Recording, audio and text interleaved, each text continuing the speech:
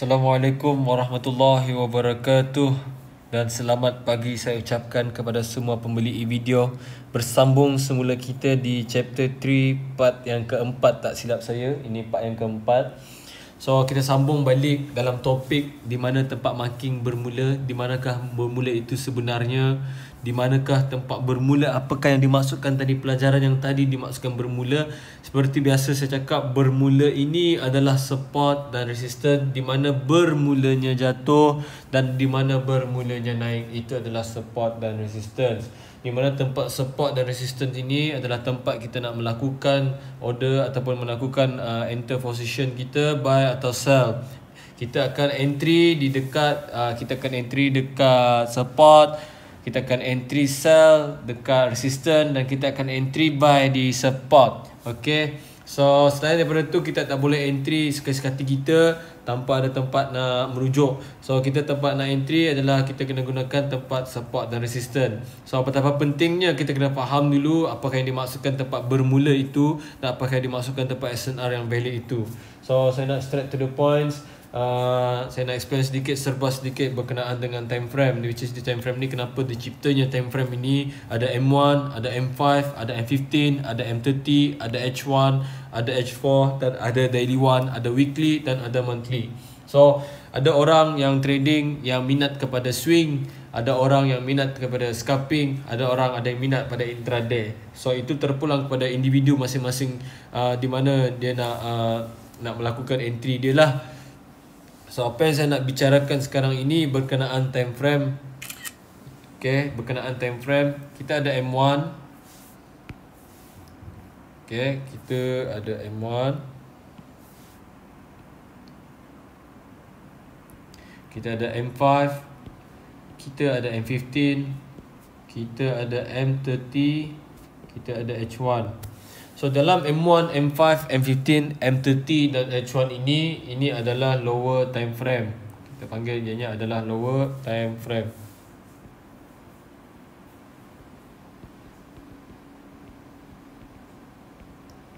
Ataupun LTF. Okay. Okay guys, seperti saya ingatkan lagi, sekali lagi, kita try untuk make it simple. Make it simple, make it simple. Nak bagi pening-pening kepala. Okay, apa dia higher time frame? Higher time frame iaitu H4, daily one, weekly dan monthly. Ini adalah higher time frame.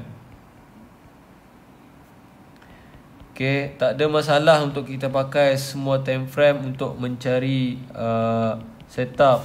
Yang mana setup ini adalah everywhere ada setup sebenarnya. Di lower time frame kah, di higher time frame kah, terpulang kepada individu masing-masing itu. Individu masing itu kena kenali diri ya. Kenali diri, adakah dia scalper, adakah dia intraday, adakah dia swinger.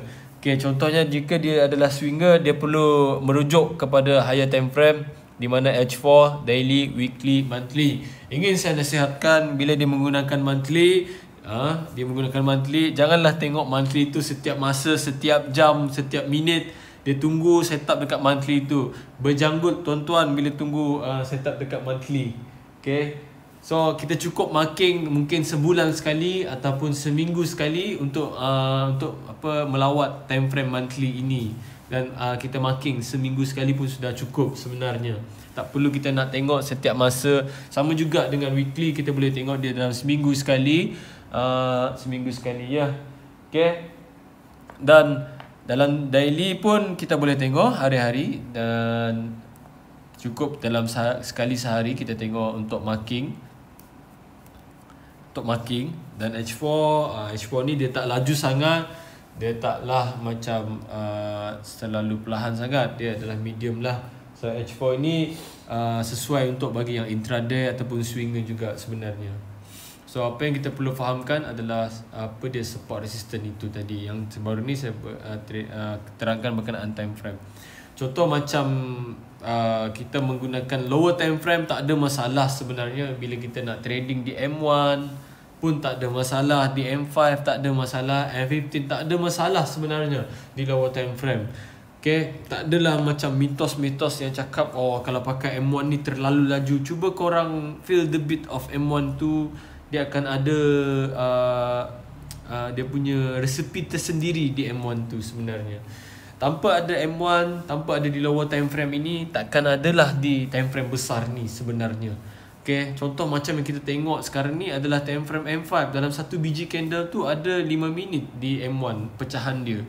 Sama juga dekat H1. Kalau kita fahamkan satu candle H1 itu ada dalam isi candle tu ada 60 biji ataupun 60 minit candlestick. Okay,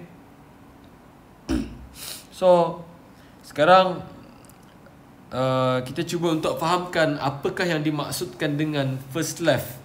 Okay, apa yang dimaksudkan dengan first left?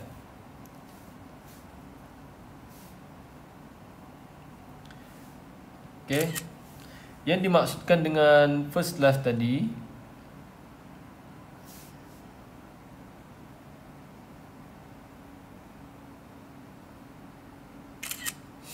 okay, apakah yang dimaksudkan dengan first left?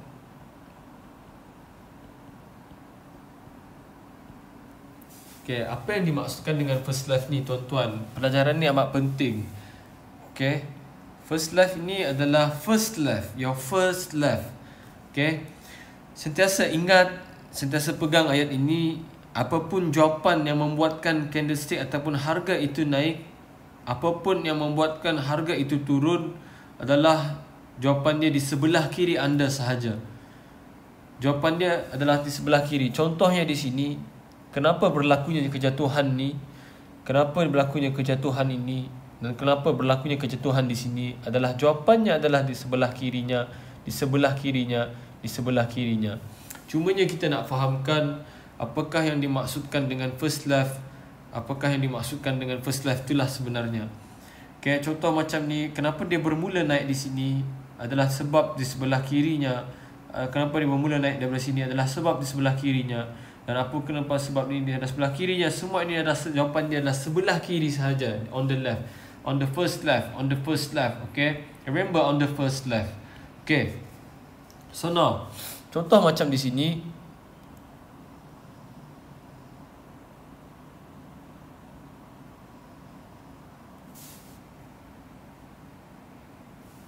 Okay, berlakunya breakout. Seperti biasa, kita masih berpegang kepada formula kita, iaitu breakout, pullback, dan entry. So maknanya kita kena ada breakout dulu, di mana breakout berlaku. Ini adalah breakout dia. Okay, di mana yang dipanggil first left? Contohnya current price berada di sini, current market price. Current market price ni maksudnya price yang sekarang lah. Okay, dalam Melayu price yang sekarang. Okay, so price sekarang bergerak naik, bergerak naik, bergerak naik, bergerak naik. Di manakah yang dipanggil pullback? Ini adalah pullback, ini dipanggil pullback, tuan-tuan. Okay, ini adalah pullback. Okay, okay, di manakah yang dipanggil first left ini, tuan-tuan? Bila kita di sini kita panggil ini adalah current market price. Your first left adalah ini sebenarnya. Your first left. Saya bagi warna merah di sini. Ini adalah your first left. Faham? Itu adalah your first left. Kenapa kita tak panggil ini adalah first left, ini adalah first left? Kerana tuan-tuan, tidaklah sopan bila mana belum selesai transaksi ni kita melompat ke sini. Okay, kita melompat pula ke sebelah macam contoh ni kan. Okay, macam seolah-olah benda ni tak wujud. Kita pergi tengok yang sebelah pula. So yang sebelah ni adalah second left. Apa semuanya adalah second left. Okay, kita kena hormati harga yang terdekat ini dulu, yang sebelahan ini dulu. So ini your first left. Faham tidak? Okay, so penerangan saya itu adalah your first left. Okay, sekarang ni kita berbalik semula kepada pelajaran kita, cara marking di mana tempat bermula. Okay, kita tak ada banyak masa lagi, kita belajar marking di tempat bermula. Okay, saya nak ajar korang sebenarnya berfikir, cara berfikir. Hidupkan sel-sel otak tu dengan berfikir. Okay, tengok di sini. Dalam trading ini kita perlu banyak melukis ataupun perlunya banyaknya membuat screenshot, membuat praktis. Okay, tak ada lain. Training ataupun praktis dalam trading ni adalah melatihkan mata kita untuk membiasakan tengok benda yang sama sentiasa akan berlaku. Korang akan realize satu masa nanti, benda sama lah berlaku, benda sama lah berlaku, benda sama. Of course guys, benda sama yang akan berlaku juga. Okay, pattern itu sentiasa berulang. Cuma jumlah candle dia berkurang, ada yang tak sama lah. So maknanya, tapi pattern itu sentiasa sama. Okay. So contoh di sini, kita nak tahu kenapa dia bermula naik di sini. Cuba korang hadamkan ataupun korang cuba ambil seketika masa itu, dan kenapa candle ni bermula naik di sini. Saya nak bagi satu contoh, dua contoh ni dulu. 1 dan 2. Okay, kenapa? Jawapan dia, kenapa dia naik bermula daripada situ. Kenapa dia naik dari situ? Kenapa harga tu naik di situ? Kenapa? Persoalannya kenapa? Okay, setiap yang berlaku mesti ada sebab. Setiap yang berlaku mesti ada sebab. Ingat tuan-tuan, setiap yang berlaku mesti ada sebab dia. Okay.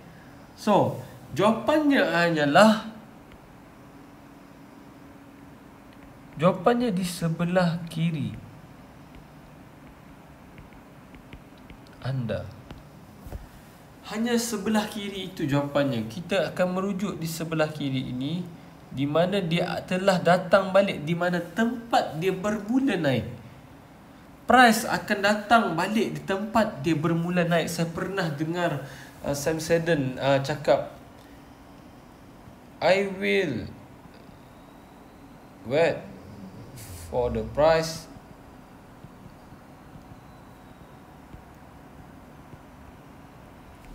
come back to me. Okay, I will wait for the price come back to me, then I will decide either to buy or to sell. Okay, so no matter what, kita kena tunggu. Kita jangan kejar harga, kita jangan kejar bila macam nampak macam berlakunya kenaikan, berlakunya kenaikan, kita terus masuk buy. Tunggulah harga tu datang balik, pull back, dan baru kita masuk. I will wait for the price come back to me, then I will decide to buy or to sell. Okay, faham? So, jawapannya adalah di sebelah kiri, dan jawapannya fakta dalam trading adalah waiting game. Korang no matter what, korang kena tunggu dan tunggu juga. Okay. So, di sini kita merujuk di sini di sebelah kiri tadi jawapannya. Okay, lepas ni kita akan mark. Dan di sini apa pula jawapan dia? Kenapa boleh diambil di sini sebagai rujukan tempat harga? Ni. Kalau korang cuba zoom in. Okay. Zoom in betul-betul. Tengok ni, kita fokus pada ni. Kita fokus pada yang harga tu. Harga ni naik dan pernah melakukan bermulanya kejatuhan di situ. Dan tempat ni pernah dijadikan tempat resisten dan telah pun di clean breakout. Tak direspect tempat harga itu, di mana tempat ni dijadikan tempat resisten. Sebenarnya resisten adalah untuk tempat nak sell. Telah pun di clean breakout. Okay, di breakout, ini dipanggil breakout, dan tempat tu dijadikan resisten. Ini become support untuk buy. Okay, this is my favorite entry. Tempat resisten become support ni tak pernah pun sekali dia disentuh. Maksudnya disentuh tu dia pernah bermula jatuh, tak pernah ada dia membuat rejection ke apa di situ. Dia terus clean breakout syaratnya. Dia kena clean breakout dan dia datang balik, respect balik harga tu, ambil balik dan buy. Faham? Itulah function resistance become support dan support become resistance yang saya terangkan sebenarnya tadi. Sebab itulah kita tak perlu sebenarnya kita perlu sebenarnya memahami setiap pergerakan candle itu sebenarnya. Okay, sekarang ni kita cuba marking.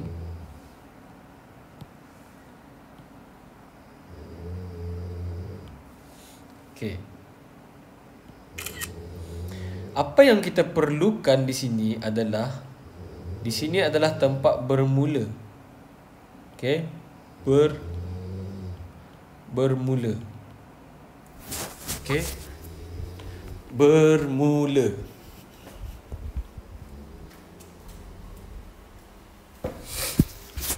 Dan di situ ada tempat bermula.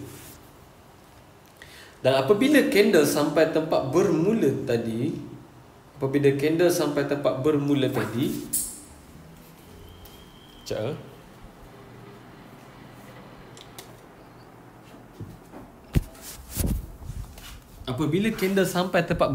tadi, itu adalah tempat entry. Dan tempat entry kena wajib ada apa tuan-tuan?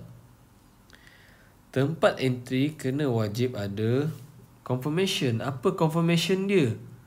Okay.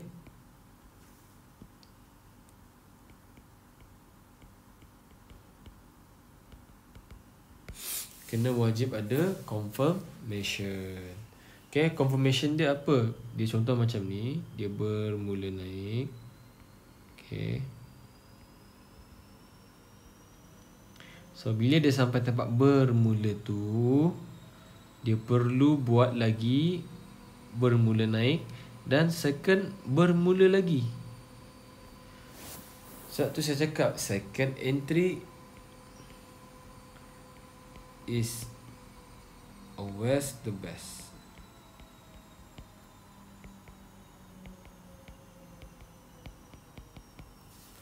Faham? Okay. So, mari kita tengok di lower time frame. Contohnya di entry ni, macam mana nak tengok confirmation? Itulah pentingnya multi time frame. Kita nak tengok di isi kandungan ni, di lower time frame, apa dia cipta di sana. Okay. We go to M15. Tengok apa dia buat. Nampak tak? Dia bermula naik di situ. Okay. Dia bermula naik di sini. Dan candle datang. Entry. First entry boleh. Masuk first entry. Kena guna low risk punya money management. And then, cuba tengok di sini.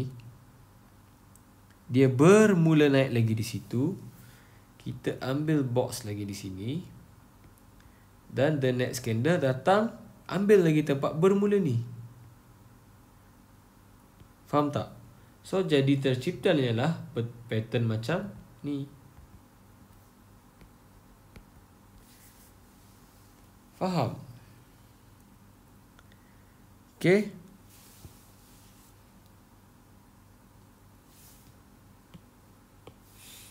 So, that one, ulang balik that video. It's a simple sebenarnya.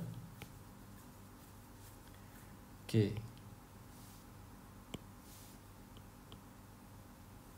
Cuba kita belajar berfikir yang ni.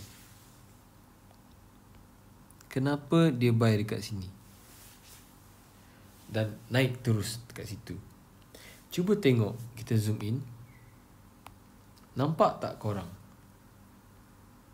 Ni. Candle yang panjang shadownya tu.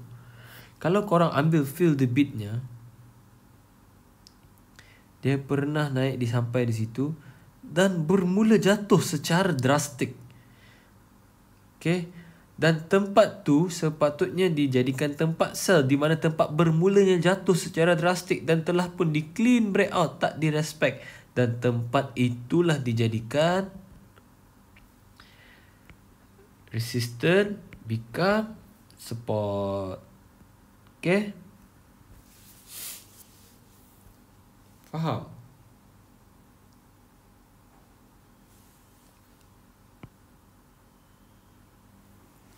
Okay, nampak tak dia di sini? Dia hampir dalam satu pip kot. Okay, mungkin kita tengok broker lain mungkin kena kot tempat tu. Kenapa dia tak sampai satu pip apa semua? Tak ada masalah. Kalau tak sampai, tak sampai. Okay, buat cara tak sampai. Contohnya, kalau saya, bila dia sampai di sini, betul-betul cucuk sikit ke dekat line tu, saya akan terus masuk buy. Sebab apa? Di sini, kalau korang fahamkan, cuba fokus pada candle ni. Di sini, tempat bermulanya jatuh. Dan di clean breakout. Bermulanya jatuh ini adalah dipanggil resistance. Dan resistance ni adalah tempat sell pada mulanya. Telah pun di clean breakout dan resistance become support. So support adalah dijadikan tempat buy di swap. Faham? Okay. So if korang dah faham apa dia maksud bermula tu, insya-Allah kita boleh, orang cakap mengolahkan lagi di lower time frame, di M1, macam-macam time frame boleh pakai benda ni. Okay. Contoh macam market semalam. Cuba kita tengok market semalam. Ni. Kenapa? Dia bermula naik di sini dan harga datang balik tempat bermula. Tengok di lower time frame. Sekarang ni M15, kita tengok di M5, apakah pecahan dia. Kita nak tengok pecahan dia. So we go to M5. Okay, we go to M5. Sini bermulanya naik. Kita boleh nampak lagi dia membuat bermula naik dan cucuk tempat bermula naik, dan bermula naik dia datang balik ambil tempat bermula naik. Bermula demi bermula. Faham? Okay.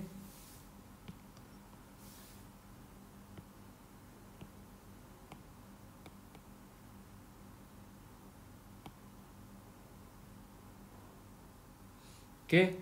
Kenapa dia buy di sini? Sebab kita boleh nampak di sini ada tempat bermulanya jatuh, tetapi telah pun di breakout dan dijadikan tempat ni resistance become support untuk buy. Okay, that one is my favorite entry sebenarnya. Okay, semakin short ya pelajaran kita. Semakin short. Kita boleh. Okay. Saya nak ni lagi. Buang dulu. Saya tak pening. Okay, lagi dan lagi. Di lower time frame, saya pakai lower time frame je. Okay, sekarang ni kita nak tengok kenapa dia bermula naik di sini. Kenapa dia reject dekat situ dan naik. Okay, cuba je korang zoom in. Tengok di sini. Fokus pada candle shadow yang panjang ni. Kalau korang cuba ambil ni dan lukiskan balik di sini. Okay. Candle ni pernah bermula jatuh. Dan the next candle-nya, cuba tengok the next candle-nya. Candle besar kan? Clean breakout. Dan tempat ni dijadikan tempat bermula jatuh ni sebenarnya support, resistance.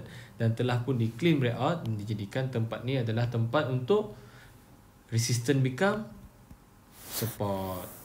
Okay. Cuba kita mark. So itu adalah hidden SNR. Nampak? That one is my favorite entry. My favorite entry is resistance, tempat resistance become support tu lah sebenarnya.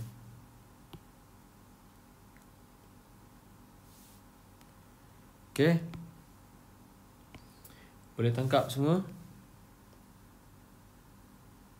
Okay, lagi.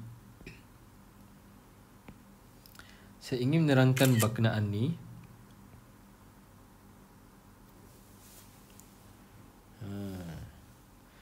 Kenapa dia bermula jatuh di situ? Kenapa dia reject dan jatuh harga tu di situ? Cuba zoom in betul-betul di sini. Candle pernah naik. Jatuh dan bermula jatuh di sini.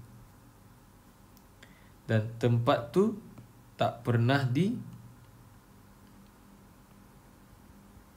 disentuh. Dan di clean breakout. Okay. Ini adalah dipanggil support become resistant. Support become resistant setelah berlakunya clean breakout dan pullback di tempat tu kita masuk sell. Support ni pada mulanya untuk buy, tapi bila sudah di breakout dia jadi resistant. Resistant adalah untuk sell. Okay, faham? Cuba kita mark.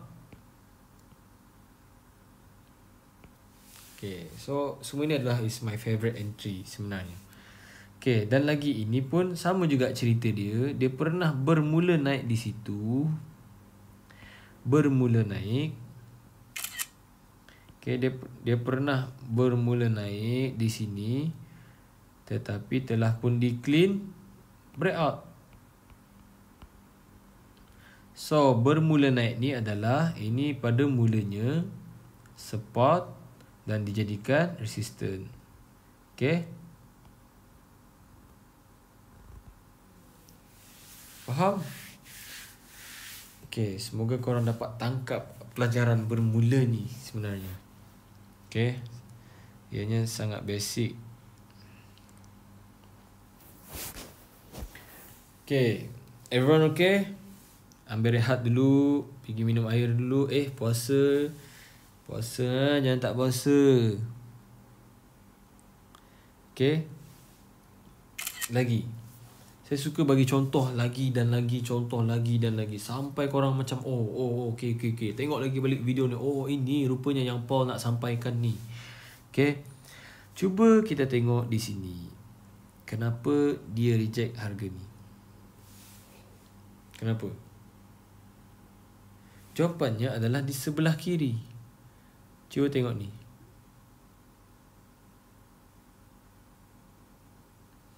Di sini, tempat tengok shadow panjang tu pun dah nampak.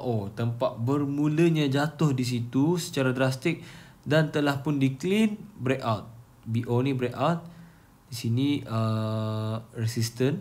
Saya bagi R. Dan tempat resistant dijadikan support. Okay. Breakout, pullback, entry. Faham?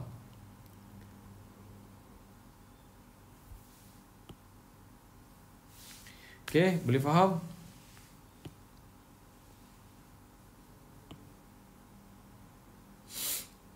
Boleh faham tak? Okay, rehat dulu.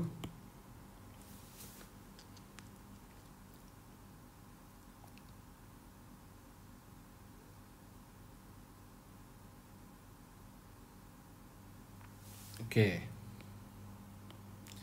So now, pelajaran bermula tu pun saya sudah terangkan dan tekankan kepada kalian semua. Saya sudah orang cakap memberi amanah yang apa yang saya nak sampaikan sebenarnya. Apa maksud bermula tu? Bermula demi bermula. Okay. So harapnya dengan pelajaran simple ni kita jangan cuba untuk jadikan dia complicated. Okay. Saya bagi nama bermula ni dia sebenarnya support resistant, cuma untuk membagi korang faham. Okay, untuk memberi korang untuk mudah untuk faham, terutama sekali bagi trader yang baru. Okay, trader yang baru yang berkecimpung dalam benda ni, cubalah korang try to make it simple. Tapi saya ingin tekankan lagi, apa yang saya explain tadi boleh di-apply di mana-mana time frame. Okay, tak ada masalah sebenarnya.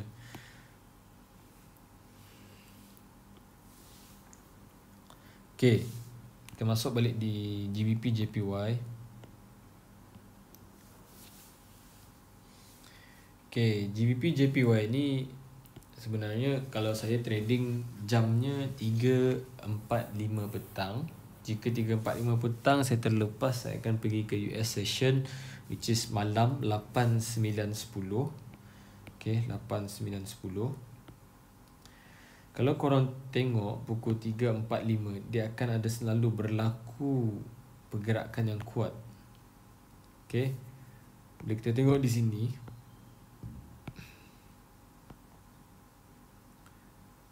di period separators line ni adalah pukul 5 pagi Malaysia, di mana market tu bermula 5, 6, 7, 8, 9, 10, 11, 12, 13, 14, 15, di mana di sini bermulanya kenaikan.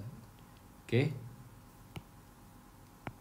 sama juga di sini 5, 6, 7, 8, 9, 10, 11, 12, 13, 14, 15, di mana bermulanya kenaikan. Kalau macam korang just target for daily income ataupun harian, income harian, bagi saya, kalau macam saya akan fokus pada 3, pukul 4, pukul 5, macam just want to get 100 USD, want to get 1000 USD. Pukul 3, 4, 5. So saya takkan trade macam pukul 3, 4, 5 and I'm done. And then malam tu kita boleh rehat, kita boleh bersama keluarga apa semua. Kita tak perlu tengok chart sentiasa. Okay, at least kita ada target, daily target kita. So korang penting lah, korang kena ada korang punya daily target. Okay, macam ni kan, 6, 7, 8, 9, 10, 11, 12, 13, 14, 15. Kan di sini bermulanya jatuh. Okay, so korang boleh tengok the setup di lower time frame lah. 6, 5, dia ada pukul 6 juga.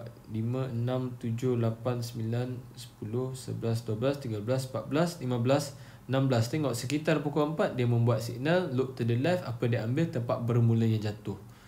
Okay, pukul 5. And then macam contoh korang just target for 50 pips. Okay, 1 jam. Tengok di atas ni, kita dah dapat okay, boleh dapat 100 pips. Just your target is 30 pips, 50 pips, and you done. Okay, for 1 hour, 2 hour straight, done. Okay, so if korang ada daily target, korang takkan stress untuk trading. Okay, ini tak ada daily target. Faham? Cuba korang tengok lagi betul-betul di sini. 6, 7, 8, 9, 10, 11, 12, 13, 14, 15, 16. Sekitar 16, 14, 15, 3, 4, 5 ni berlakunya transaksi. Okay, bila korang tengok di sini, adalah tempat bermula. Okay, di tempat bermula, you can buy di sini pukul ngam-ngam lah. Bila ngam-ngam dia datang pukul 3.45 di tempat support and resistance, di mana tempat bermula. Okay, pukul 4, 5, 6 sambung sell di mana tempat bermula jatuh di sini, dan sell. Faham? So bila korang ada time, bila korang ada masa yang tertentu untuk trade, korang takkan stress.